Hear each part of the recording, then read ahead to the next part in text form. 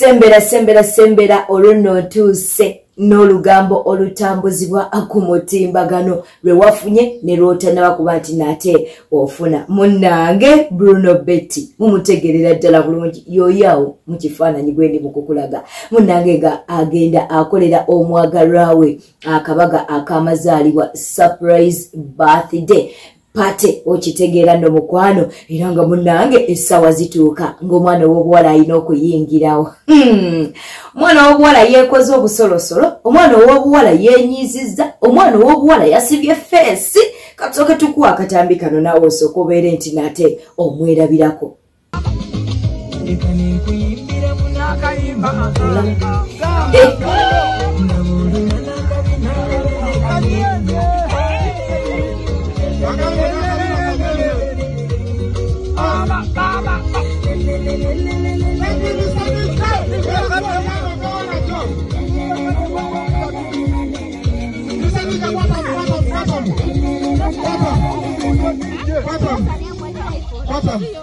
Balanga mwana w'obuwala ali okumpina ddi jange n'amumpere haga.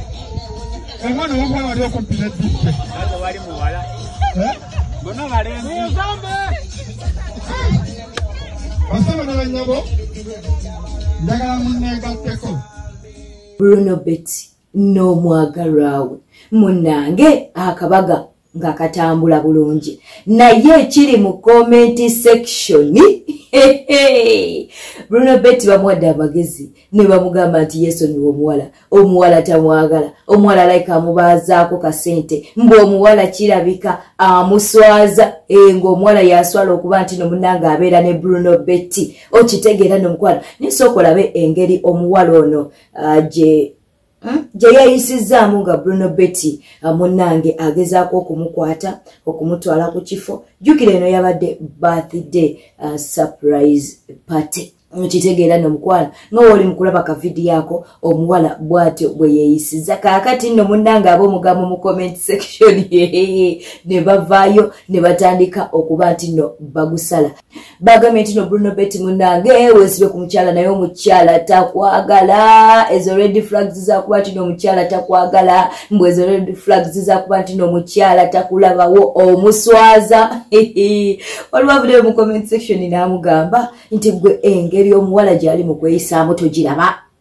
tukugambe nti no tulina kujjukiza bujjukiza nti no olina okumuvinga ono bannange naye njagala okubajjukiza abali mu comment section nti bano bafumbo n'emikolo jjaggwa naye wabula ne ku mikolo teyasanyuka omuwala ono naye waliyo ekikula ky'abantu nga bo tebasekaaseka okitegeera waliyo ekikula ky'abantu nga bo tebasekaaseka ate njagala nzirekoko ku sayidi ey'omuwala kubanga bangi abavuddeyo okuba nti no bamusabula bangi abavuddeyo okuba nti no bamwogerera bamugambye nti lwaki obeera n'omusajja ng'ate tomwagala lwaki oswazaswaza omusajja bw'atyo akwagala akuleese ne mu lujjudde n'abeera nga akukolera akabaga akamazaalibwa okitegeera nno mukwano naye ate ku ludda olw'abaami abaami batera nnyo okuba nti no batukolera bu surprise obwo okitegeera nga waliwo bye batukoze nga batunyiizizza nze sayidi zombi ngenda kubeera nga nziwagira kati Bruno Betty ayinza okuba nga munange yanyiizizza omukyala mukitegeera kati ate n'asalawo akole akabaga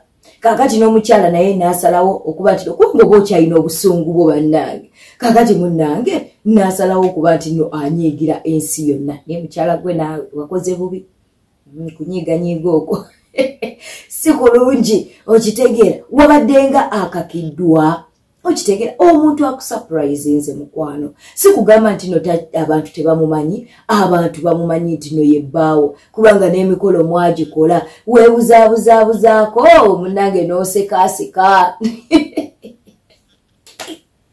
naye katubeere nga tukutwalako mu comment section mukwano gwange omulungi kitokota mu comment section okitegeera abawi b'amagezi bangi abawi b'amagezi bangi mu comment section nga woli mu kulaba awo we tuli mu kuba nti nate tukulaga naye weesomeremu olabe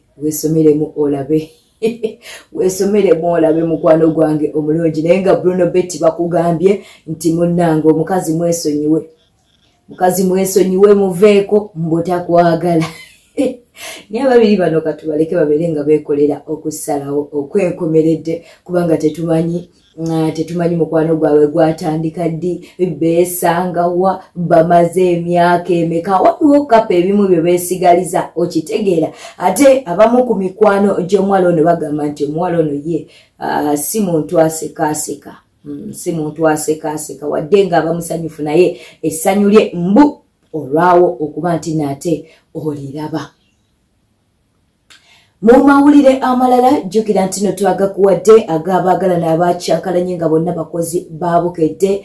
Munange olwono twogera ku Suuna Ben n'omuwala ono naye akola akubukedde. Kaakati no munange Suuna Ben avuddeyo n'awa sayidi ye. Suuna Ben avuddeyo n'awa sayidi ye agambye nti no ye abanja kyapa kye.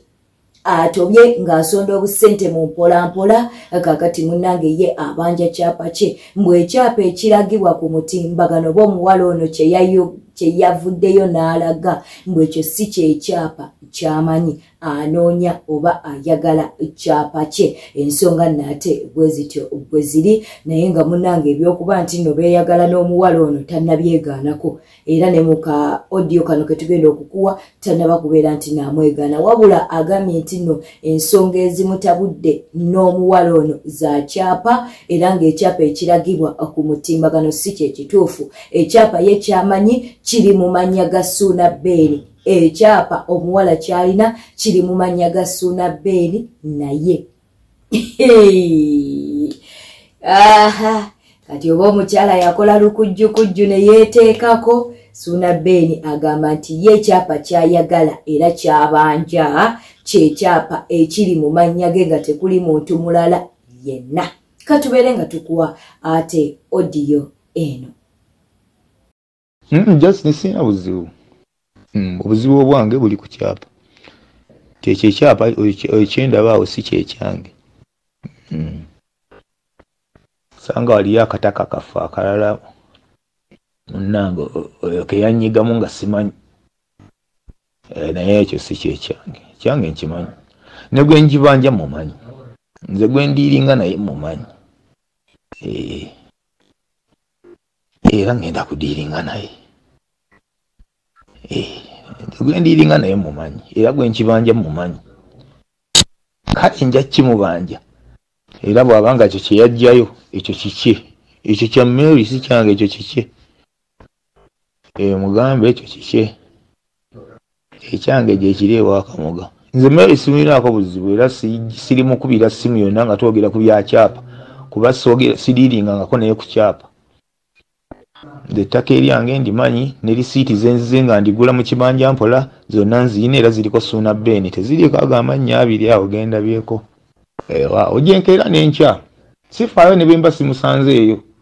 Nze ni mukuweza mirundi gyange, nina emirundi gyange gye nnategeka gye nina okubanja giggweyo. Tegiggwayo. Eryo ettaka eririko amannya gafe abiri. Eryo lya Nambu, eryo lirye. Lyoyo lirye. Sirimanyi naddimanya eryo. Simanyi ne weeriri simanyiiwo. Oba eryo ate lyagulwa ddi sirimanyi lyo. Aha, kati oba omukyala yakola lukujjukujju ne yeeteekako, Suuna Ben agamba nti ye ekyapa kyayagala era kyabanja kyekyapa ekiri mu mannya ge nga tekuli muntu mulala yenna.